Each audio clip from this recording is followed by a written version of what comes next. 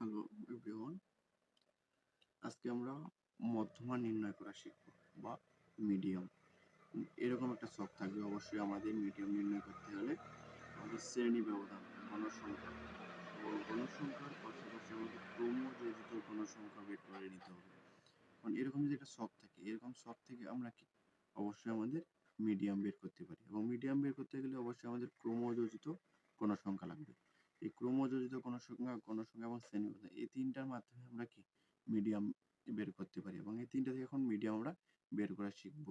আগে আমাদের কি করতে হবে, মিডিয়ামটা 1 2 3 4 5, এই পাঁচটার মধ্যে কোনটার মধ্যে মিডিয়াম আমরা পাবো। এজন্য আমাদের এটা কি মিডিয়াম লাইনটা আমাদের বের করে নিতে হবে। মিডিয়াম লাইন বের করতে হবে, বা মিডিয়াম যে শ্রেণীতে আছে এই শ্রেণীটা আমাদের নির্ণয় করতে হবে। এটা কিভাবে নির্ণয় করব, আগে আমাদের n/2 তম আইটেম, অবশ্যই মিডিয়াম ক্লাসটা আমাদের বের করে নিতে হবে, যে কোন লাইনের মধ্যে আমাদের মিডিয়াম আছে। তাহলে n এর মান এখানে কত পাইছি আমরা, 125।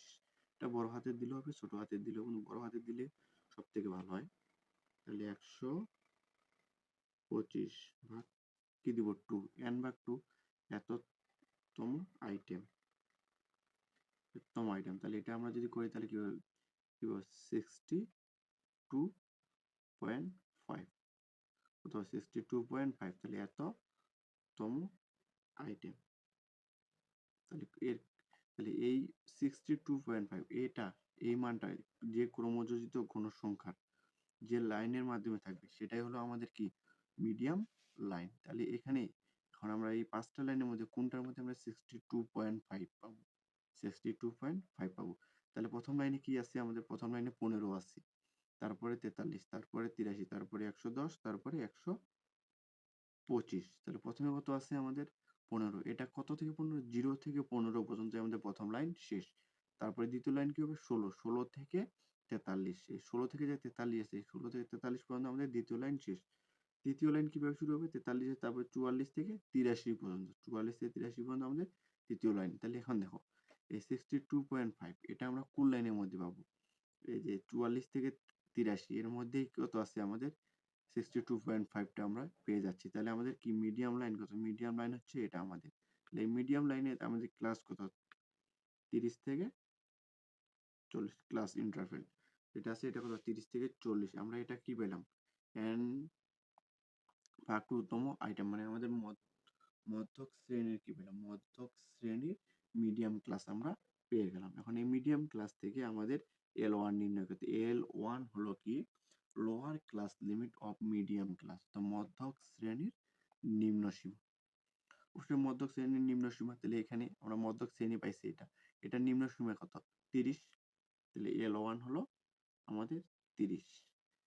আর PCF এটা কি preceding cumulative frequency of the medium class, অর্থাৎ মধ্যমা শ্রেণীর পূর্বের শ্রেণীর ক্রমযোজিত গণসংখ্যা। তাহলে আমরা মধ্যমা শ্রেণী কত পাইছি, এটা আমাদের মধ্যমা শ্রেণী। এখানে ক্রমযোজিত গণসংখ্যা কত 83, এই 83 পূর্বের গণসংখ্যা, 83 পূর্বের গণসংখ্যা হলো আমাদের কত 43। তাহলে PCF হলো আমাদের কত 43। বুঝা গেছে যে এই শ্রেণীতে আমরা মধ্যমা লাইনটা পাবো, এই মধ্যমা লাইনের পূর্ববর্তী শ্রেণী কি ক্রমযোজিত গণসংখ্যাটাই হলো আমাদের কি PCF, এবং FM কি ফ্রিকোয়েন্সি অফ মিডিয়াম ক্লাস, অর্থাৎ মধ্যমা শ্রেণীর গণসংখ্যা। এখানে মধ্যমা শ্রেণী আমাদের এটা, এর গণসংখ্যা কত 44, তাহলে মধ্যমা শ্রেণীর গণসংখ্যা